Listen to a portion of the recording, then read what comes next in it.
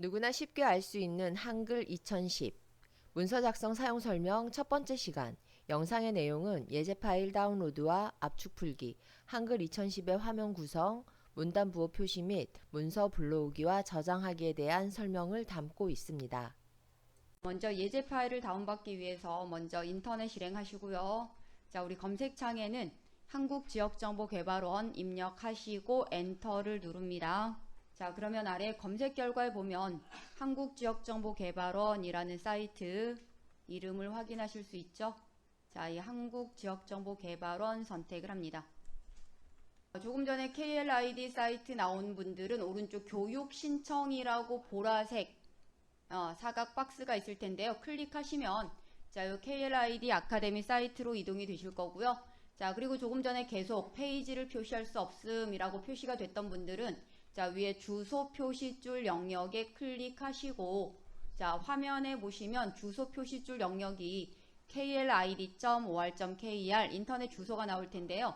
자, KLID 뒤에다 다시 한번 클릭하면 커서가 이동이 됩니다.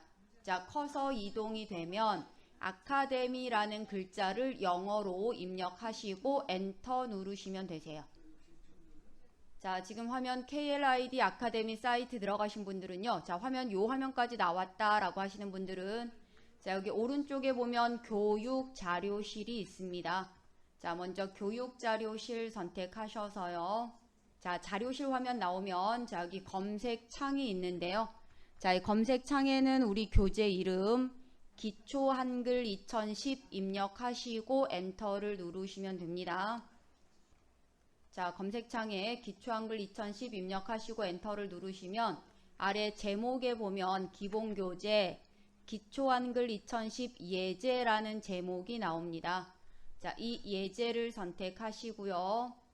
자, 일단 제목 선택하시면 분류에서부터 첨부라는 내용을 확인하실 수 있으실 거고요. 자, 그러면 여기에서는 첨부 오른쪽에 보시면 기초 한글 2010.zip이라는 압축 파일 이름이 나옵니다. 자, 이 압축 파일 이름을 선택하실 거고요. 파일 이름 선택하시면 아래 이 파일을 열거나 저장하시겠습니까? 라고 나오는데요. 아래 보면 열기 저장 취소 버튼이 나올 겁니다. 자, 그러면 우리는 저장을 하실 때 원하는 위치에 저장하실 거기 때문에요. 저장 옆에 보면 목록 버튼이 나옵니다. 자, 목록 버튼 선택하셔서 저장 오른쪽에 보시면 삼각형 목록 버튼 선택하시면 다른 이름으로 저장. 자, 그러면 다른 이름으로 저장 대화 상자가 나타날 거고요. 자, 그 다음 선택하실 거는 왼쪽 폴더 영역에서 로컬 디스크 D 선택을 합니다. 자, 그리고 나서 여기에 폴더를 하나 만드실 겁니다. 그래서 새 폴더를 먼저 선택. 자, 새 폴더 선택하시면 폴더가 하나 만들어지는데요. 자, 그럼 폴더 이름은 10월 한글 문서 입력하고 엔터를 2번 누릅니다. 자, 그럼 폴더 이름이 여기 위에 나오거든요. 자, 폴더 이름이 나오면 그대로 파일 이름은 변경하지 않습니다. 자, 파일 이름은 기초 한글 2010이라고 나올 거거든요. 자, 그러면 그대로 저장까지 하시면 되세요.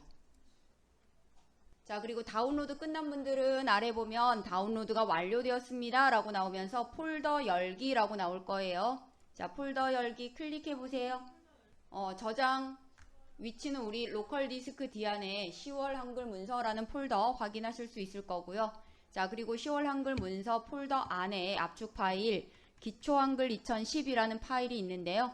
자, 이 파일 위에서 마우스 오른쪽 클릭하시면 바로가기 메뉴 중에 두 번째 여기에 풀기라고 나오죠. 네, 여기에 풀기까지 선택을 해주세요. 자, 그리고 풀기가 끝나면 완료되었습니다 라고 나올 텐데요. 그럼 닫기 하시면 자, 지금 챕터 1번부터 8번까지 폴더가 쭉 나타나면 됩니다. 자, 압축 풀기까지 끝나시면 현재 열려있는 모든 창은 닫아주시면 됩니다. 자, 그러면 우리 바탕화면에 보시면 한컴 오피스 한글 2010 프로그램이 있습니다. 자, 프로그램 찾으셔서 더블 클릭해 주세요. 자, 화면 구성 설명은 교재 15, 16페이지 다시 한번 참고하시면 되실 거고요. 자, 그리고 우리 화면 확대 축소 비율 폭맞춤 설정해 주셨죠? 오른쪽 아래에. 자, 먼저 문단보를 표시를 해서 엔터를 어디에서 몇 번 누르셨는지 확인할 수 있도록 설정을 해볼 건데요. 자, 먼저 보기 탭 선택하시면 자, 표시 숨기기 그룹이 있습니다. 자, 표시 숨기기 그룹에 보시면 자, 문단부호라는 부분이 있죠. 네, 문단부호를 체크해 주시면 돼요. 자, 우리 화면 편집부터 도구까지는 자, 탭 형식으로 구성이 되어 있고요. 자, 그리고 각각의 탭뿐만 아니라 자, 옆에 있는 목록 버튼을 선택하시면 자, 예전 방식인 풀다운 메뉴 방식이 표시가 되기도 합니다.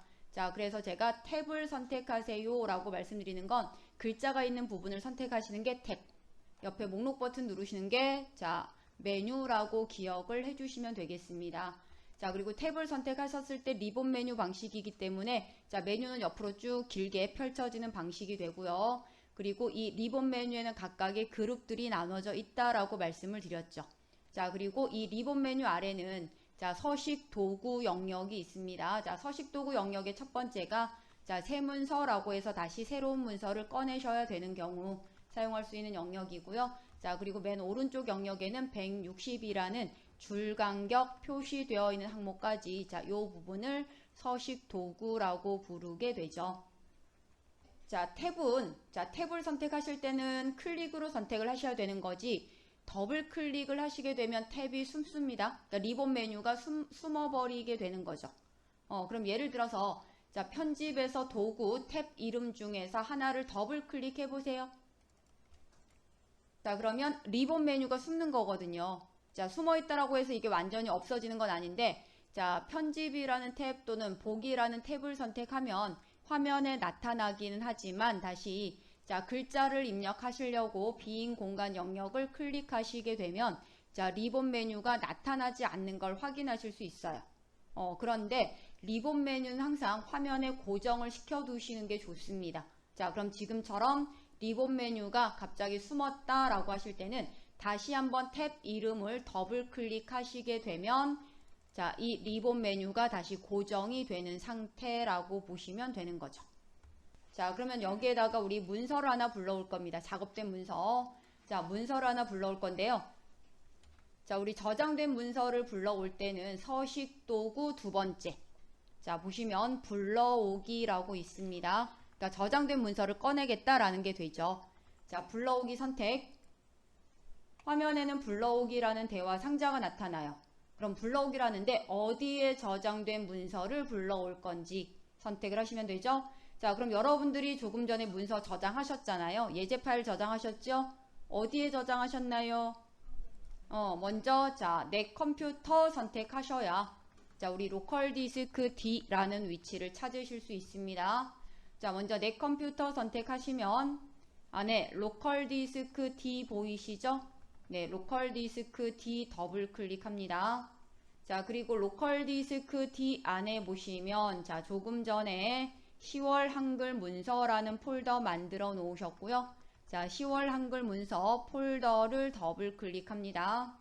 자, 그러면 10월 한글 문서 안에 보시면 자, 챕터 1번부터 8번까지 폴더가 있는데요. 자, 우리 교재가 지금 1장이죠? 자, 챕터 1 더블 클릭합니다. 자, 그럼 챕터 1 안에 보시면 자, 저장된 파일 3개를 보실 수 있는데요.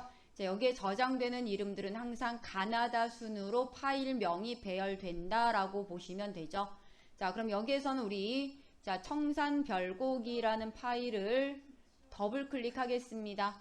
자, 파일 이름을 더블 클릭하셔도 되고요. 또는 파일 이름 선택하시고 오른쪽에 열기 버튼을 선택하셔도 되는 거죠. 자, 그러면 저는 청산별곡 파일을 더블 클릭. 자, 우리 위쪽 제목 표시줄 영역에는 자, 맨 위쪽이 제목 표시줄입니다. 자, 제목 표시줄 영역에는 자, 우리가 불러온 문서 파일 이름 확인되시고요. 자, 그리고 이 파일이 저장된 경로 확인이 가능합니다. 그리고 왼쪽 아래 보시면 자, 문서 탭 영역이죠. 네, 문서 탭 영역에서도 보시면 저장된 파일 이름 확인이 됩니다. 그리고 이 문서를 불러와서 아직 어떤 작업도 이루어지지 않았기 때문에 파일 이름은 검정색 글씨로 표시가 되고 있는 걸 확인하실 수 있습니다. 자, 그럼 이 문서를 불러와서 자, 지금 보시면 자, 전체 문서가 한 장으로 이루어진 문서다라는 걸 확인하실 수 있죠. 맨 끝에까지 내려가셔도 마지막 문장이 자, 1쪽에 입력되어 있는 걸 보실 수 있습니다.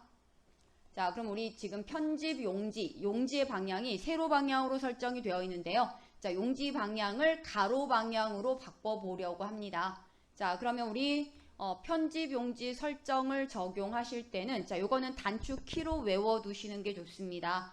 자, 키보드에서 F7번 눌러보세요. 자, F7 누르시면은요, 편집 용지라는 대화 상자가 표시가 되어 용지 설정을 할 수 있는 자, 기능이 되는 거죠. F7이. 자, 그럼 기본 탭에서 보시면은요, 자, 기본 탭에서 먼저 용지 종류는 A4 용지이기 때문에 폭과 길이가 설정이 되죠. 폭이 210, 길이가 297이라는 크기를 확인하실 수 있고요. 자, 그리고 용지 방향이 보시면 지금은 세로라고 설정이 된 상태입니다. 자, 그럼 우리는 용지 방향을 가로 방향으로 바꿔보도록 하겠습니다. 네, 나머지 용지 여백에 대한 부분은 설정을 그대로 사용을 하겠습니다. 자, 그리고 여기 위쪽 머릿말 여백 총 요 크기를 합치면 3.5cm 위쪽 여백이 설정되어 있다라는 걸 보실 수 있는 거죠. 그리고 왼쪽에 30, 오른쪽에 30, 그리고 아래쪽 꼬릿말 여백이 각각 1.5, 1.5라고 설정되어 있는 거니까요. 자, 그럼 아래쪽 여백이 지금 3cm 여백이 설정이 되어 있다라는 걸 확인을 해 보실 수 있을 겁니다.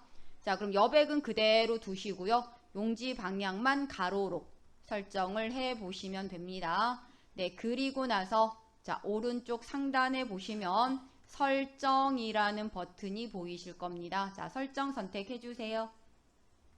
자, 그러면 우리 용지 방향만 바꿨을 뿐인데요. 화면에 보시면 글자 크기가 조금 전보다 작아 보이실 거예요. 왜냐하면 가로 너비의 문서 내용을 다 보여주려고 하다 보니 글자가 작아 보일 수 있습니다. 자, 그리고 이번에는 조금 전에는 문서가 한 장이었잖아요. 네, 이번에는 문서가 모두 몇 장으로 구성되어 있나요? 전체 2장. 네, 우리 왼쪽 아래에 자, 상태 표시줄 영역에 보시면 앞에 있는 1이라는 건 커서가 있는 위치가 1쪽이죠. 그 다음에 슬래시 다음에 2쪽이라고 표시가 되어 있기 때문에 전체 2장의 문서입니다. 라는 걸 확인하실 수 있을 거란 얘기죠.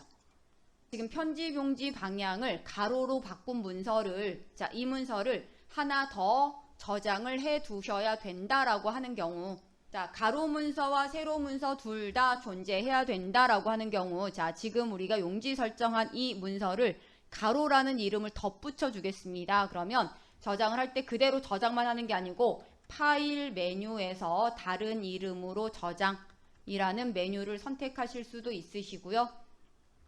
자, 또는 서식도구의 세 번째가 저장이라는 아이콘인데요. 자, 서식도구 저장 아이콘 오른쪽에 보시면 조그맣게 목록 버튼 선택하셔서요. 다른 이름으로 저장이라는 메뉴를 선택을 하실 수도 있을 거라는 얘기입니다. 자, 그럼 화면에는 둘 다 다른 이름으로 저장이라는 대화 상자가 나타나죠. 네, 그리고 저장 위치는 동일한 위치, 챕터 01이라는 폴더 위치를 확인하실 수 있을 거고요. 자, 그리고 파일 이름에는 현재 자, 우리가 청산별곡이라는 문서를 불러왔기 때문에 청산별곡이라는 글자가 그대로 표시가 됩니다. 자, 그냥 이 같은 이름으로 저장을 하시게 되면 덮어쓰기가 적용되는 거기 때문에 세로 문서 없이 지금 가로 문서만 남아있게 되죠. 그러면 여기 뒤에 파일 이름 뒤에 클릭. 자, 지금 블록 지정된 상태이기 때문에 먼저 블록 해제를 합니다. 뒤에 클릭. 자, 그리고 나서 뭐 괄호 열고 하시든 아니면 언더바 표시를 하시든 자, 여기 뒤에다가 가로라는 이름을 덧붙여 주시면 되죠. 파일 이름이 입력되시면 엔터를 누르시거나 저장을 클릭하시면 됩니다. 자, 그러면 이 문서는 이미 저장되셨으니까요. 자, 이번엔 명언이라는 문서를 다시 불러옵니다.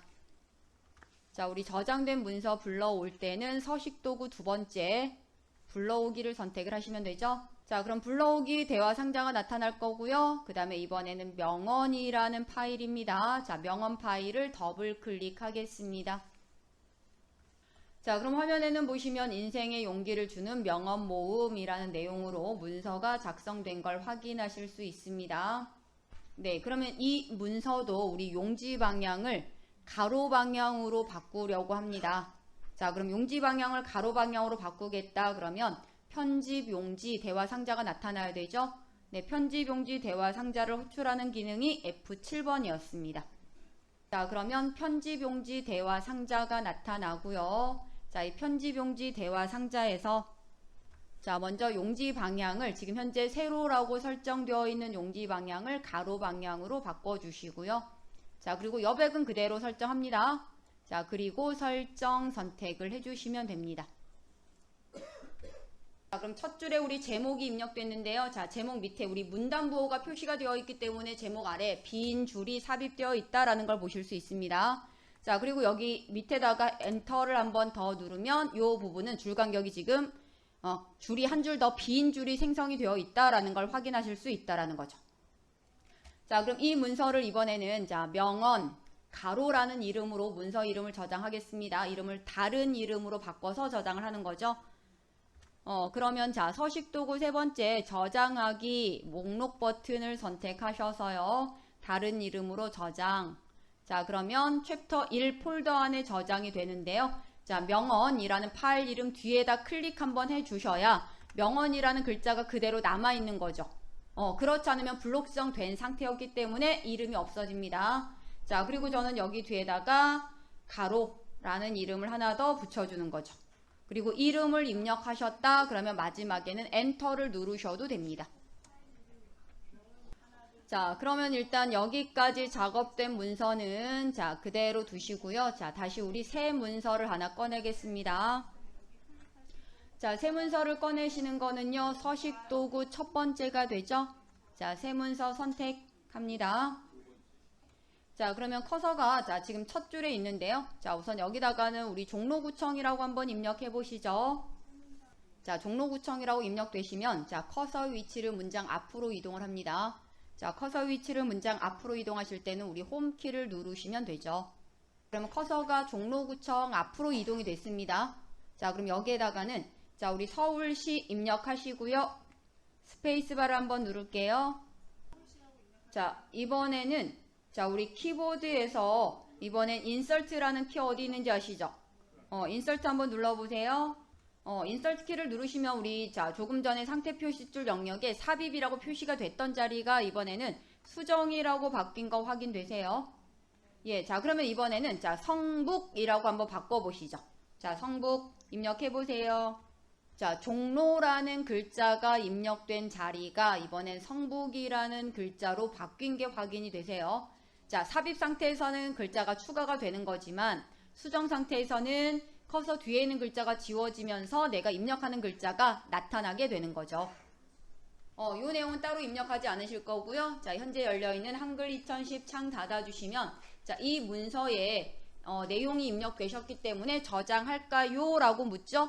이 문서는 저장 안 하셔도 되니까 저장 안함 선택하시면 됩니다. 자, 그리고 나머지 문서는 이미 저장되셨기 때문에 예, 창을 닫으시면 바로 저장할지 묻지 않고 종료가 되죠. 자, 그래서 오늘은 여기까지 설명을 드리고 마칠 겁니다. 우리 다음 시간에는 챕터 2장에 대한 설명을 드리도록 하겠습니다.